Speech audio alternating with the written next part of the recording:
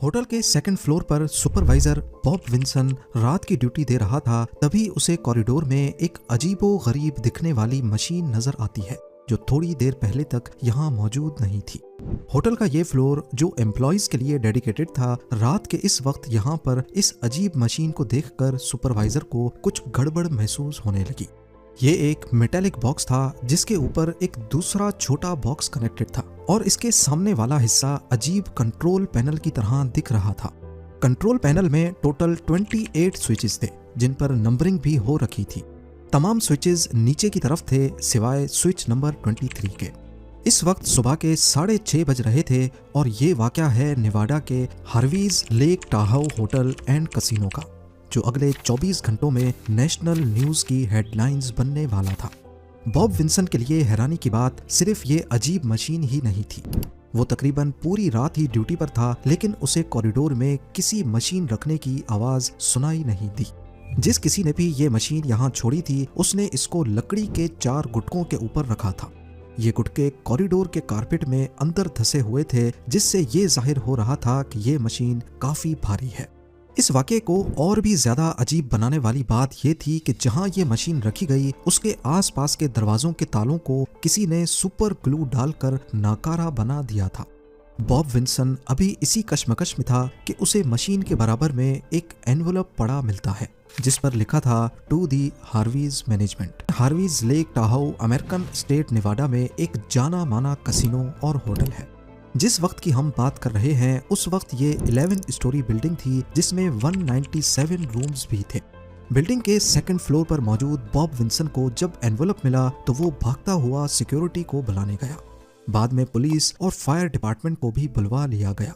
पहले तो किसी को भी हिम्मत नहीं हो रही थी कि वो एनवलप उठाकर देखे, क्योंकि सबको शक था कि कहीं ये कोई ट्रैप ना हो।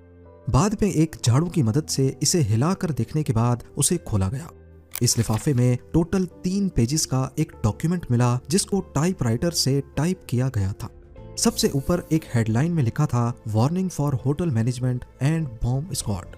हेडलाइन के नीचे लिखा था कि इस बॉम्ब को हिलाने की कोशिश ना की जाए, क्योंकि इसके अंदर एक ऐसा मैकेनिज्म है कि अगर ये बाल बराबर भी हिला तो ये मिली सेकेंड में डेटोनेट हो जाएगा। इसमें पानी या गैस डालने की कोशिश भी ना की जाए, क्योंकि इसके अंदर फ्लोट स्विचेस लगे हैं। अगर ऐसा किया गया तो मशीन के अंदर का एयर प्रेशर बढ़ जाएगा और इस सूरत में भी ये फट जाएगा। मशीन के टॉप पर जो स्क्रू लगे हैं वो भी ट्रिगर के साथ कनेक्टेड है, लिहाजा अगर स्क्रू को 25% भी घुमाया गया तब भी ये फट जाएगा। आसान अल्फाज में कहा जाए तो ये बॉम्ब इतना नाजुक था कि थोड़ी सी भी हिलजुल इसे डेटोनेट कर सकती थी, कम से कम जैसा लेटर में लिखा गया था उसके मुताबिक। उस वक्त होटल में 600 गेस्ट्स अपने अपने रूम्स में सो रहे थे। पुलिस ने सबसे पहले होटल को खाली करवाया और तमाम लोगों को पार्किंग लॉट में जाने का कहा। उसके बाद बॉम्ब स्क्वाड को बुलवाया गया और उन्होंने सबसे पहले मशीन का सही से मुआयना किया। ये करीब आधे इंच स्टील की चादर का बॉक्स था जिसको बड़ी सफाई के साथ वेल्ड किया गया था। यहाँ तक कि जिन जगहों पर कुछ निशानात थे वहां पर कार बॉडी में लगने वाली पुट्टी लगाकर उसे सीधा भी किया गया था। बॉक्स की चारों साइड्स पर बबल लेवल लगे थे जिन्हें शायद मशीन को बिल्कुल सीधा रखने के लिए इंस्टॉल किया गया था। ये सब चीजें जाहिर कर रही थीं कि शायद जो लेटर में लिखा है वो वाकई सच है। लेटर में मजीद लिखा था कि ये बॉम्ब किसी भी तरीके से बंद नहीं किया जा सकता, यहाँ तक कि इसको बनाने वाला भी ऐसा नहीं कर सकता। इसमें ऑटोमेटिक टाइमर लगे हैं जो अगले 24 घंटों में खुद ब खुद इसे फाड़ देंगे। सिर्फ इसे यहाँ से उठाकर किसी सेफ जगह तक पहुँचाया जा सकता है, वो भी सिर्फ तब अगर मैनेजमेंट इस लेटर में लिखी गई इंस्ट्रक्शंस को फॉलो करेगी। लॉ एनफोर्समेंट एजेंसीज और बॉम्ब स्क्वाड ने मामले की नज़ाकत को देखते हुए ऐसा कोई कदम नहीं उठाया जिससे ये बॉम्ब फटने का खतरा हो। सबसे पहले उन्होंने बॉक्स के ऊपर किसी भी फिंगरप्रिंट को ढूंढने की कोशिश की, लेकिन उनको कुछ नहीं मिला। फिर उन्होंने हर तरफ से उसकी फोटोज खींची और स्पेशल एक्सरे मशीन से उसका एक्सरे किया ताकि ये पता लगाया जा सके कि इसके अंदर वाकई कुछ है भी या सिर्फ ये कोई धोखा है। जब तक एक्सरे डेवलप होता उन्होंने एक स्टेथोस्कोप को बॉक्स की बॉडी पर लगाया और गौर से कुछ सुनने लगे। इसके अंदर कुछ तो ऐसा जरूर था जिसकी आवाज आ रही थी। बॉक्स के अंदर कोई चीज मुसलसल हिल रही थी। लेटर में दावा किया गया था कि बॉक्स के अंदर TNT मौजूद है, पर आखिर कितना। इसका लेटर में एक जगह इशारा दिया गया था कि अगर बॉम्ब फट गया तो रोड के पार मौजूद वाले कसिनो को भी अच्छा खासा नुकसान होगा। और ये अल्फाज भी लिखे थे जिनका तर्जुमा है, आपको मशवरा दिया जाता है कि लोगों को इस बॉम्ब के 1200 फीट रेडियस से दूर ले जाएं। पुलिस ऑफिसर्स ने आसपास बिल्डिंग्स को भी खाली करवा लिया, होटल की गैस पाइपलाइन बंद कर दी और कैसीनो के एम्प्लॉयज ने लाखों डॉलर्स का कैश भी कहीं और शिफ्ट करना शुरू कर दिया। FBI के एजेंट्स भी मौके पर पहुंच गए और उन्होंने पास की बिल्डिंग में इस ऑपरेशन का कमांड एंड कंट्रोल सेंटर बना दिया।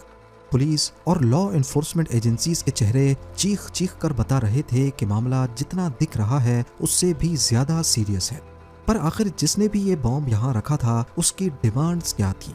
लेटर में लिखा था कि उन्हें $3 मिलियन कैश चाहिए, पर शर्त यह है कि ये $100 के इस्तेमाल शुदा नोट हों, उन पर किसी किस्म की मार्किंग ना हो और ना ही नोट्स पर किसी किस्म का केमिकल चढ़ा हो। और साथ ये भी लिखा था कि चालाकी करने की सूरत में बॉम्ब को डिफ्यूज करने का तरीका नहीं बताया जाएगा, और अगर 24 घंटे के अंदर अंदर डिमांड पूरी नहीं की गई तो ऑटोमेटिक टाइमर्स खुद ही बॉम्ब को डेटोनेट कर देगा। पर आखिर ये पैसे किसको देने थे और कैसे। जब तैयार की गई एक्सरे फिल्म लैब से वापस आई तो धुंधली ब्लैक एंड व्हाइट तस्वीर ने कम से कम कुछ हद तक धमकी भरे खत के दावे को सहारा दिया। मशीन के ऊपर जो छोटा सा कंट्रोल बॉक्स लगा था, एक्सरे में देखा गया कि वाकई उसके स्क्रू के साथ वायर्स कनेक्टेड है, जिसका जिक्र लेटर में भी किया गया था। बॉक्स में एक सीधा ट्यूब था जो शायद टिल्ट सेंसर हो सकता था, और एक फ्लोट वाल्व भी वाज़े तौर पे नजर आ रहा था। इसके अलावा नीचे वाला बॉक्स मुख्तलिफ सिलेंडर से भरा था। ये सिलेंडर्स किस चीज के थे उस वक्त पुलिस वालों को इसका कोई आइडिया नहीं हो पाया। एक बात तो तय थी कि लेटर लिखने वाला शख्स कोई प्रैंक नहीं कर रहा था, ये मशीन वाकई में एक बॉम्ब था। आहिस्ता आहिस्ता 24 घंटों की डेडलाइन खत्म होती जा रही थी, लिहाजा अथॉरिटीज रैंसम देने को तैयार हो गई। 3 पेजेस वाले लेटर में पैसों की डिलीवरी की इंफॉर्मेशन भी लिखी थी। ये पैसे हेलीकॉप्टर के जरिए डिलीवर किए जाएंगे। पायलट के लिए इंस्ट्रक्शंस लिखी थी कि वो रात को 11 बजे लेक टाहाउ एयरपोर्ट पर LTA बिल्डिंग के करीब लैंड करेगा और हेलीकॉप्टर का रुख साउथ की तरफ होना चाहिए। उसके बाद पायलट उतरकर फेंस के करीब खड़ा होगा जहां उसे एक कॉल रिसीव होगी और बाकी की इंस्ट्रक्शंस उसी कॉल में बताई जाएंगी। याद रहे कि हेलीकॉप्टर में सिर्फ पायलट होना चाहिए, ना कोई गनमैन ना कोई दूसरा शख्स।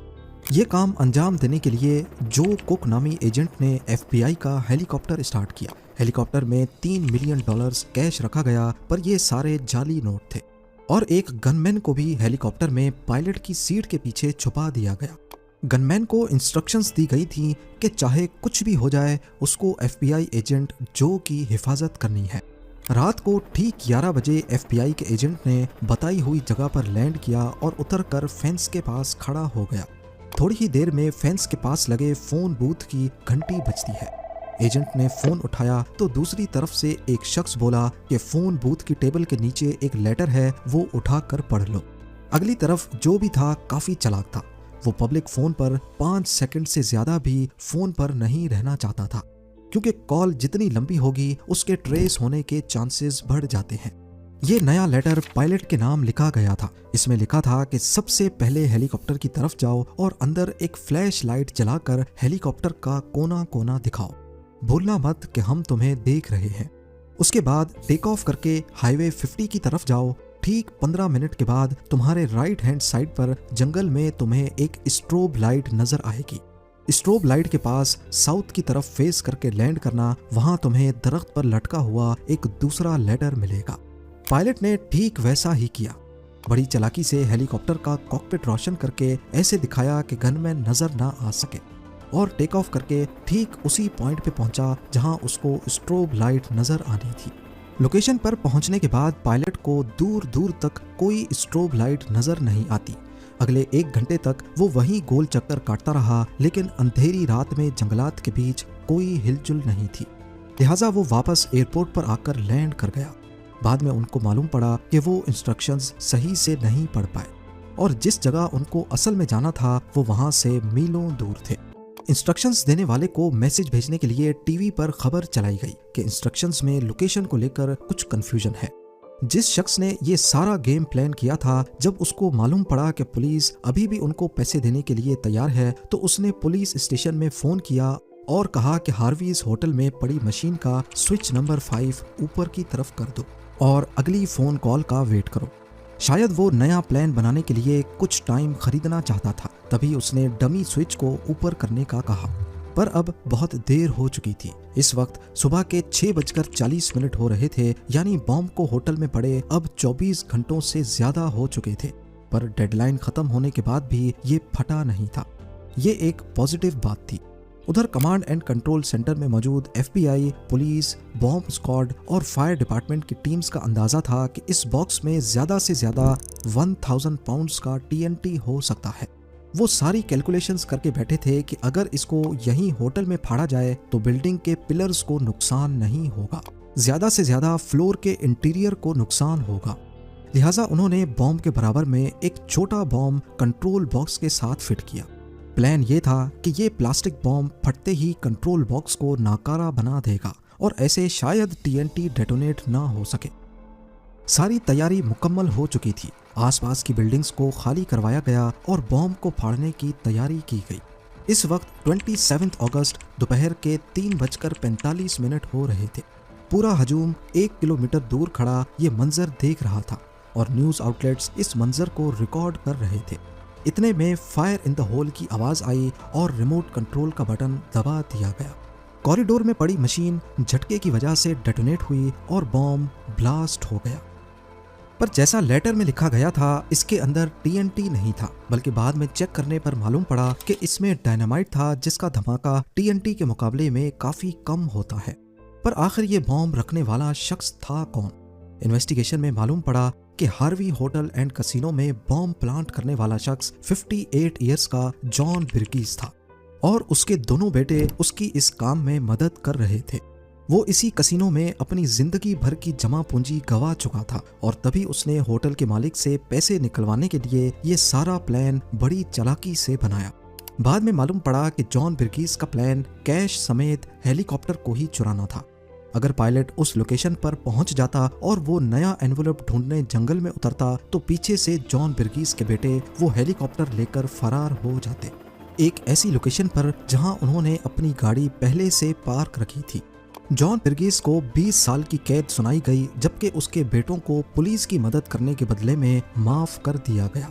1996 में जॉन बिर्गीस की लिवर कैंसर में मौत हो गई। इस वाक़े के बाद होटल के मालिक ने हार्वीज होटल को रेनोवेट करवाया और एक नए डिजाइन और ज्यादा रूम्स के साथ दोबारा लॉन्च किया।